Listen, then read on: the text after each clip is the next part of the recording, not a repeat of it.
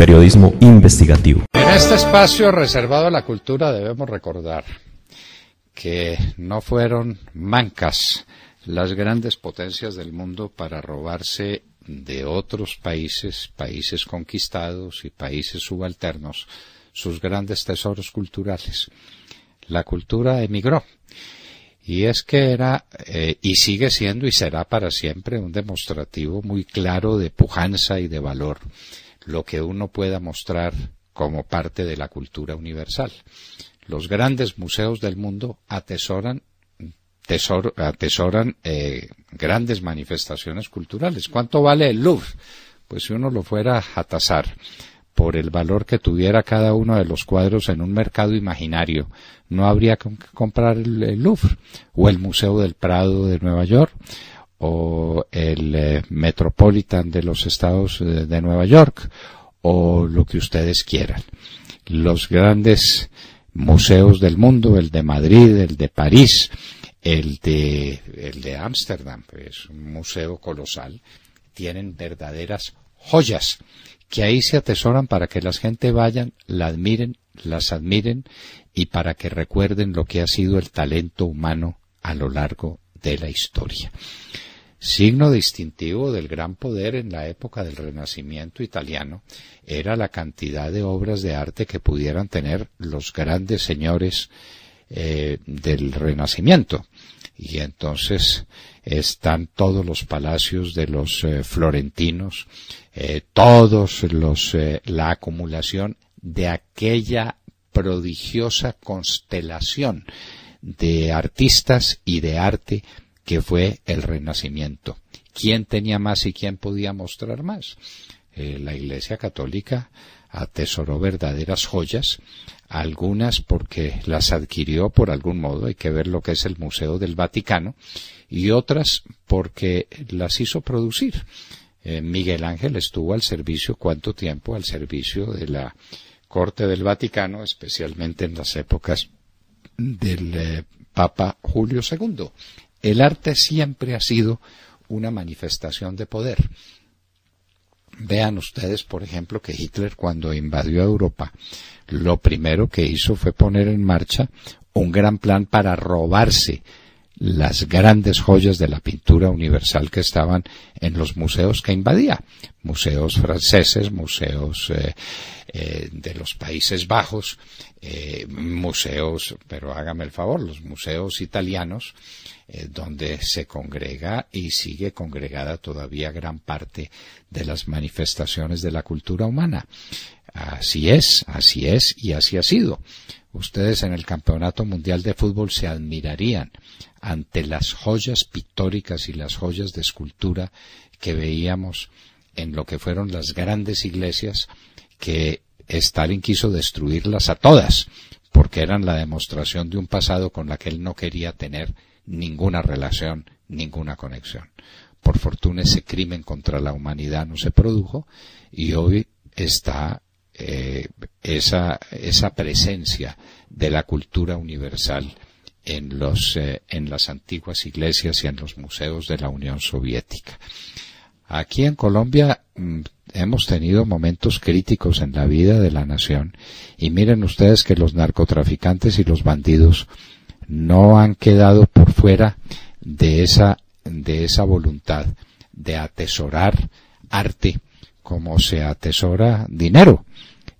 Ustedes recuerdan las grandes compras de obras de arte que hacían estos bandidos y lo que alcanzaron a atesorar y los cuadros que alcanzaron a tener.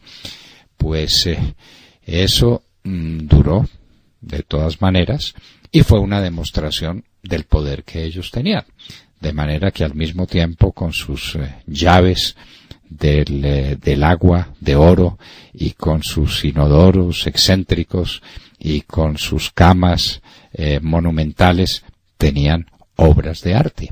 Así querían demostrar su valor y su significación. ¿Por qué eso? Habría que estudiarlo y estudiarlo detenidamente. La respuesta no es fácil, la respuesta no es sencilla. Lo cierto es que la obra de arte tiene un valor inmenso desde el punto de vista del poder que significa.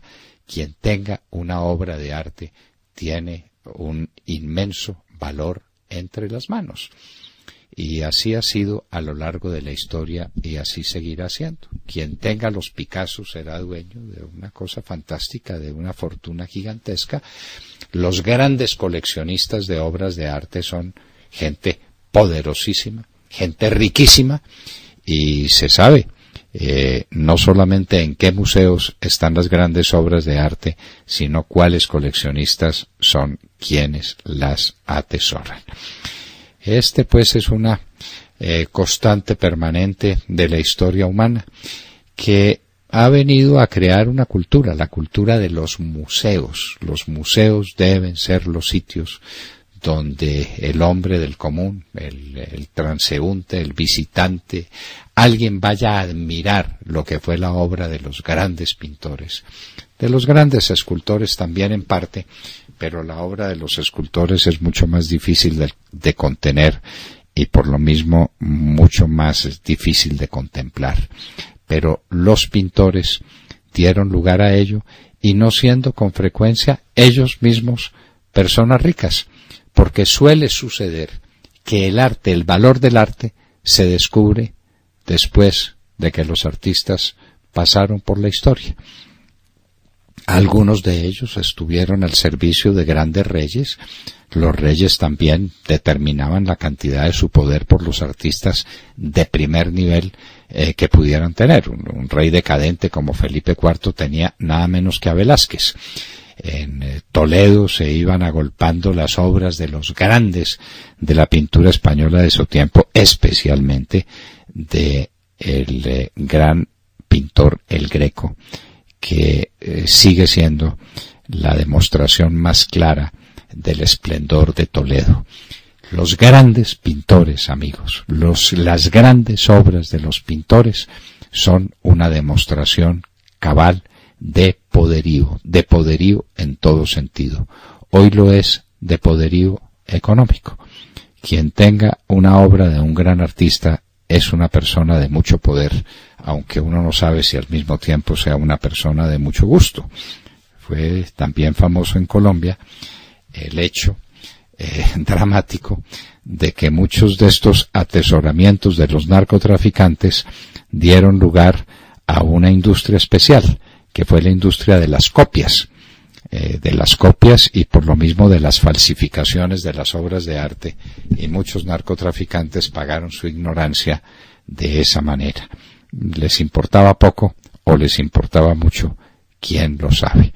Las obras de arte son una demostración de poder, y nada más ingenuo, nada más lejano a toda expresión de poder que la obra de un artista, que dedica sus días y sus noches y su tiempo a la fabricación de ese bien tan huidizo, tan relativo inclusive para su tiempo. Los impresionistas todos vivieron pobres y murieron pobres, y hoy un cuadro de un impresionista vale millones de dólares. Lo mismo de un Monet, de un Manet, de cualquiera, de un Van Gogh, de cualquiera de los grandes impresionistas cuya obra está atesorada en París, en el museo que era el Jeu de Paume, y que lo pasaron al otro lado del Sena para que la gente se admire ante semejante manifestación de poder expresivo de unas personas que con mucha frecuencia vivieron y murieron en la miseria. Ese grande tema está por dilucidar en la historia del arte. Siempre se dice quién es el coleccionista o cuál es el museo donde está la grande obra de arte. ¿Por qué fue a parar allá? ¿Por cuáles caminos llegó? ¿Qué era lo que valía esa grande obra cuando la estaba produciendo el artista? Temas para considerar con ustedes, queridos amigos, en la hora de la cultura que nos regala la Universidad La Gran Colombia.